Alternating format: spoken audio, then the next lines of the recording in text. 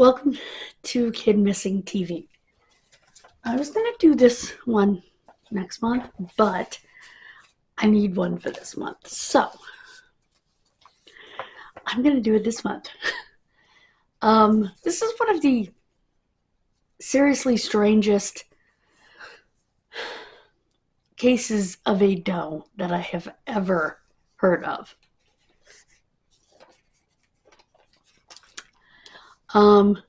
Economy, Pennsylvania. In the woods was found a human head, but not just a human head. The human head of an elderly woman that had been, get ready for it, embalmed, which meant somewhere lying a proper burial, hopefully, is the rest of her body.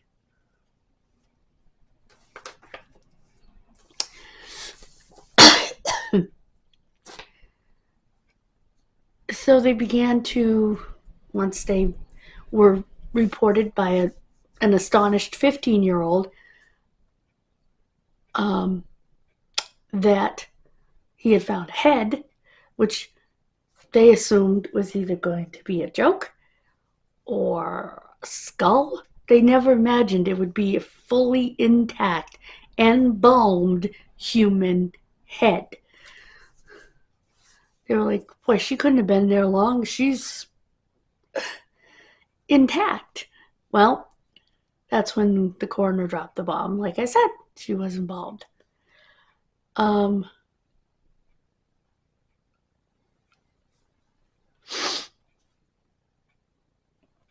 And she had eye caps on, like you would have from the mortuary, which keeps the roundness of the eyes for the viewing. But the eyes were gone. And they were replaced with red rubber balls. Super balls, as we used to call them, that you get in the little quarter machines.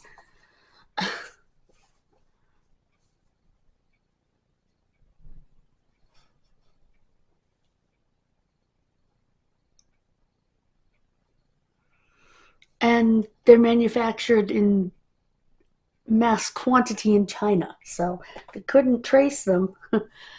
And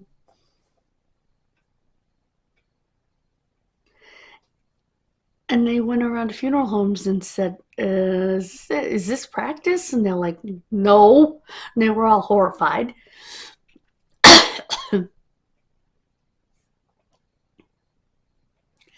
A neighbor tried to insert himself into the case, a man who lived just across from the place where the head was.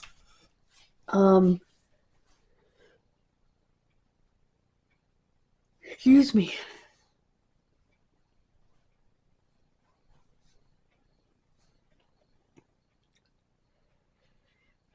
And they think that he might have had something to do with putting her there. He's a crackpot. But nonetheless, he inserted himself in the case. From what police said, he had a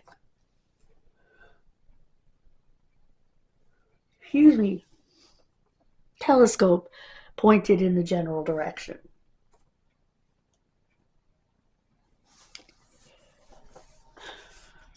How would this man get an embalmed head? And unfortunately, the embalming process has obliterated her DNA. I wonder if they tried pulling out hair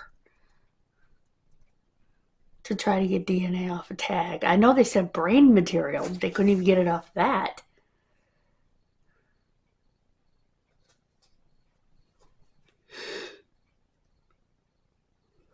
They made a forensic sketch and a clay model of her.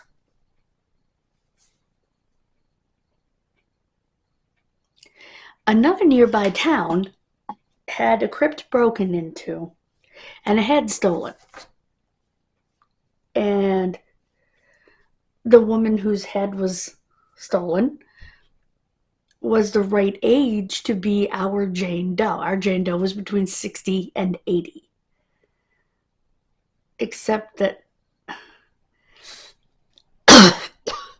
our Jane Doe had dental work that was done in the 90s to 2000s, and the lady whose head was stolen died in 1952.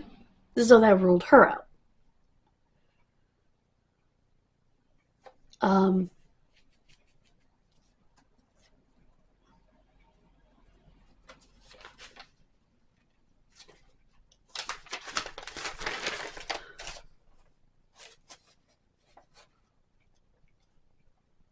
And the neighbor failed a lie detector test, but I don't put a whole lot of stock in those.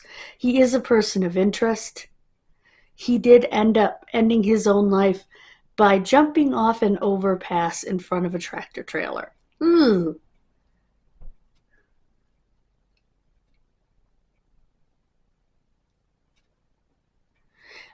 They think our Jane Doe's cause of death was heart failure because she had medications to treat heart failure in her, meaning probably in hair testing because everything else was obliterated by embalming.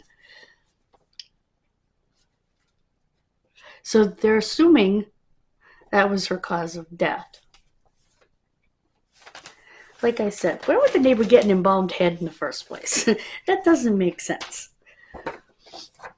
This had to be emptied, dumped by a funeral home. I'm sorry. Unless somebody stole the head from a funeral home. This was in Beaver County.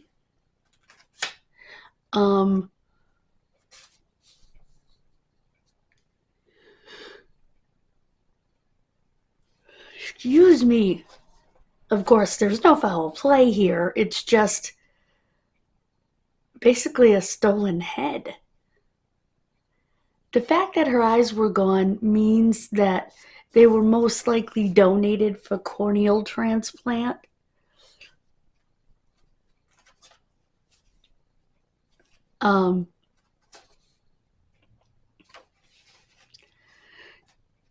Now, the new Unsolved Mysteries on Netflix did a show about this case, and most of my information came from that show. It's the 4th season on Netflix in 2024, titled The Severed Head. Now, there are exclusions.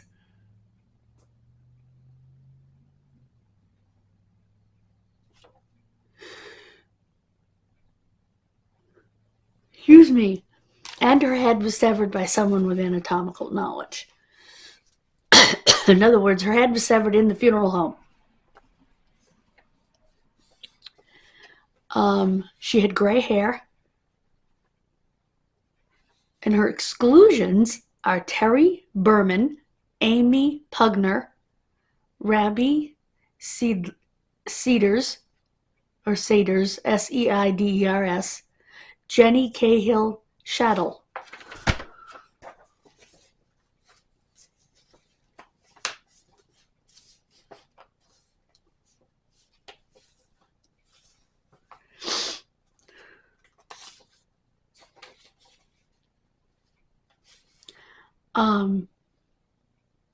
And she was found on December 12th, 2014.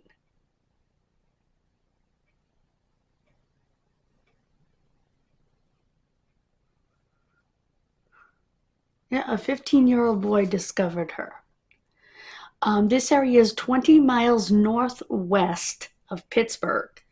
So it's way over on the western border, which means she could have come from Ohio, other states, possibly.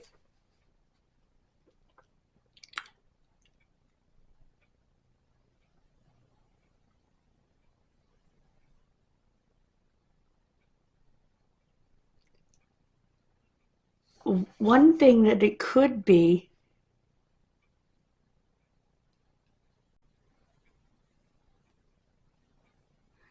that they were doing illegal body trade. meaning that they gave her eyes illegally and maybe other parts of her body, so they just got rid of her head. Now, some things say she was mummified, but she wasn't. They say she was in perfect condition.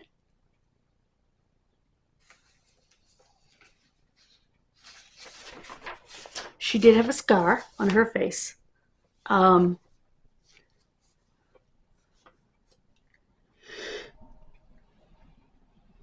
Excuse me.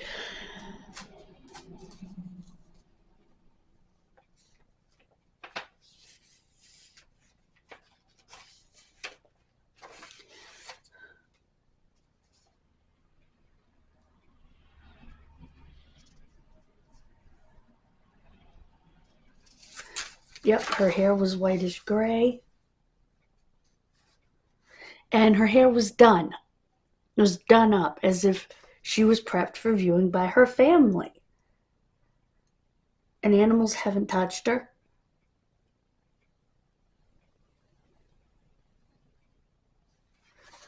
And the head couldn't have been there for more than a week, because again,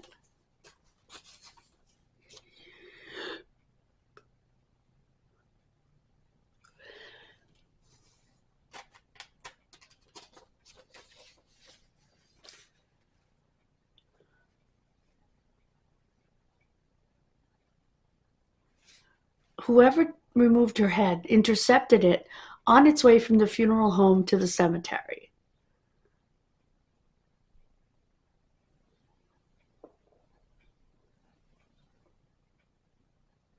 And there was dirt on her head that wasn't from the same area.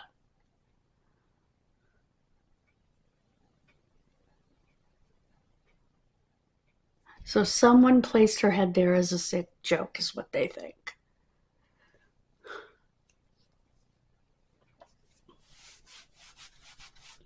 They're working with North Texas University's DNA laboratory, but they're not having much luck.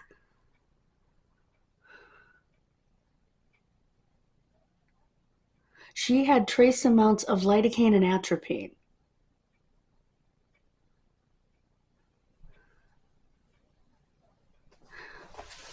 Atropine and lidocaine to some degree can be used to treat, I think, more than heart failure. They said cardiac distress. I think she went into cardiac arrest, and they were trying to resuscitate. Those are things they would use to resuscitate.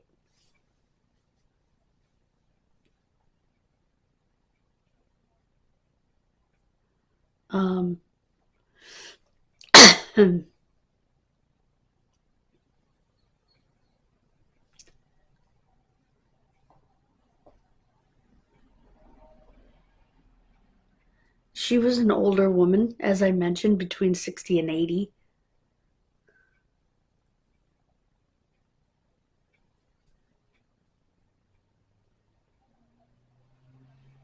She had one of her teeth filled as many as 7 times.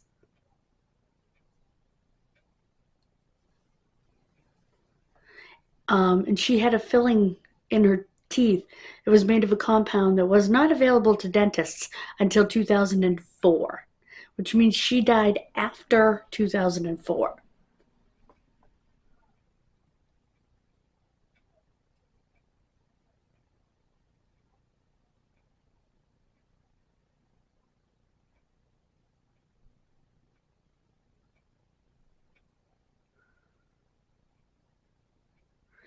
They believe she was lower income because what was done to her teeth was just basic fillings. And she grew up in a place where the water was not fluoridated. If she was 60 to 80 years old, I don't know many places that had fluoridated water back in those days. I say that, but I'm 50, and we had fluoride treatments at school. I still remember. It was like once a month. The school nurse would come in with a big plastic tray with a bunch of little throwaway cups about yay big, and it was a mystery to us what color the fluoride was going to be that month. So, because we had blue, we had green, occasionally clear, red, um, like I said, blue, green, red, and very occasionally clear. I don't think there was any yellow. I'm trying to think what other colors, but I don't know. But I don't think water was fluoridated when she was a kid.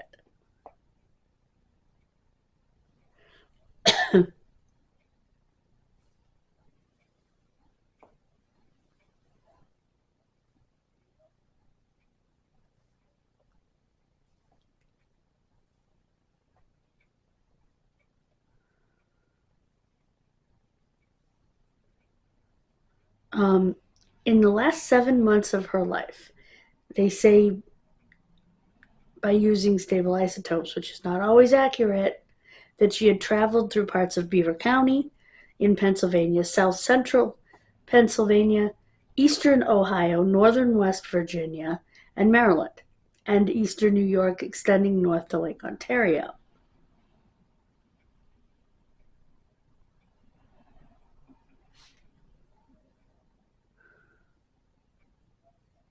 They believe she died somewhere in the region of the Allegheny Mountains, including Pennsylvania counties extending into northwestern West Virginia and northwestern Maryland. It is unlikely she lived in Beaver County due to the immense coverage of the case on local news.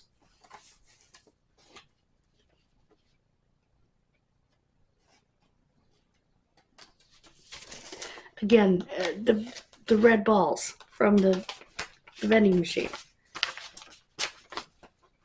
Police find this particularly odd, and so did funeral homes. Funeral homes were absolutely horrified. They were like, wait a minute, what? Because they went to the local funeral homes and they're like, do you do this? And they're like, say what? No, that's absurd. Not to mention a bit obscene, in my words. But yeah, they said, no, that's just weird, you know? Yes, the caps are part of um, the funeral to allow the eyes to be um, rounded like they're supposed to be. Excuse me. um, but red rubber balls?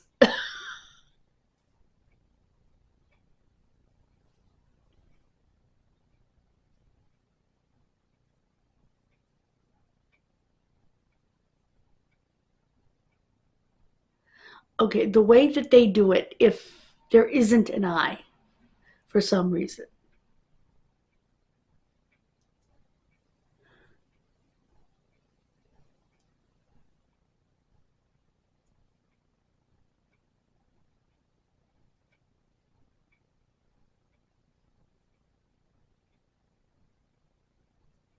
But if they if she died recently, which they believe that she did, they now only remove the cornea for corneal transplant. They don't have to remove the whole eye, which is interesting. In rare cases of total eye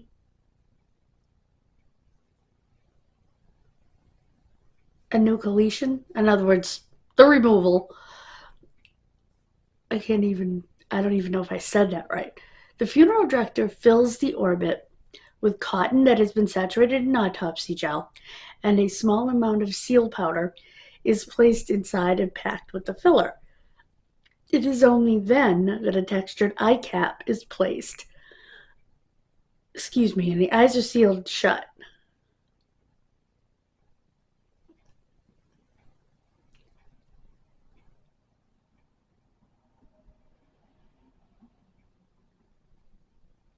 If her eyes weren't donated, then maybe something more nefarious happened to them because of the whole red rubber ball thing, which has stumped police and funeral directors.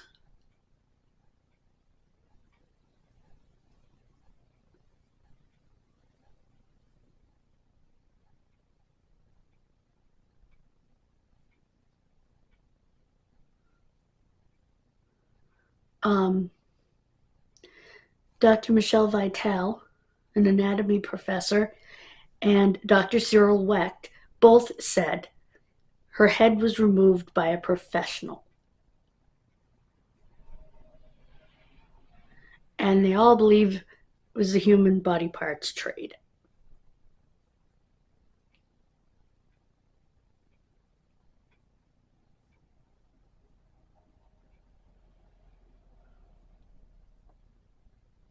They did get around 30 leads when they released the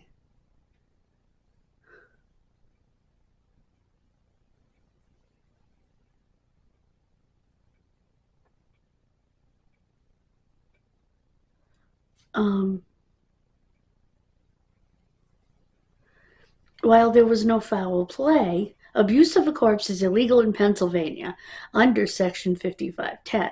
Furthermore, the sale of organs is illegal in the United States under the National Organ Transplant Act of 1984. I will have a picture of the bust in the poster, and if you recognize her or have any information regarding what happened to her, please call the Beaver County Police at 724-869-7877. And it is the Beaver County Police Department. It's not a sheriff's department. Again, 724-869-7877. Or send an email to police@economyboroughpd.com. That's police@economy, ECONOMYBOROPD.com. If you'd like to remain anonymous, you can submit a tip with Pennsylvania Crime Stoppers. 1-800-4PA-TIPS. 1-800-4PA, as in Pennsylvania, TIPS.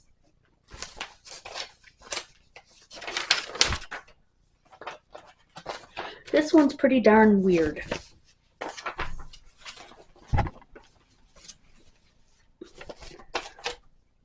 Oh my gosh, I'm absolutely frozen.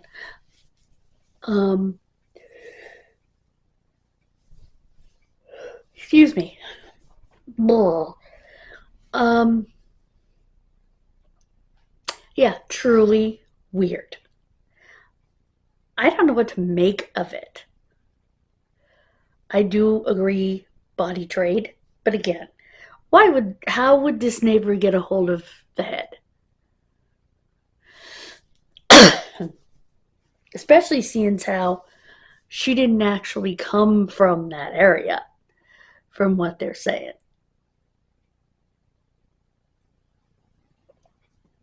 They need to spread posters, pictures of the bust in that area. She had a very distinctive scar on her head down through her eyebrow. She had absolutely beautiful hair.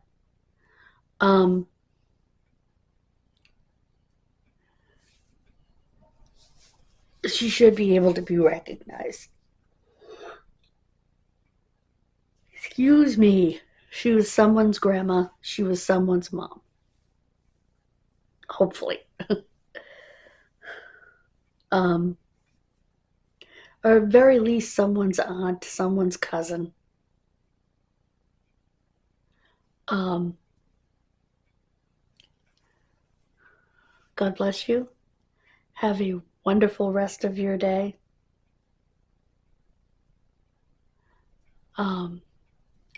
I will see you Monday. And I've got to get to work on June. I do have 2 cases for June. Excuse me.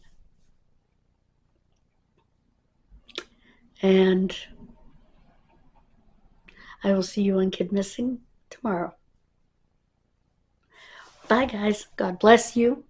Please subscribe. We're trying to get to 500 by the 4th of July.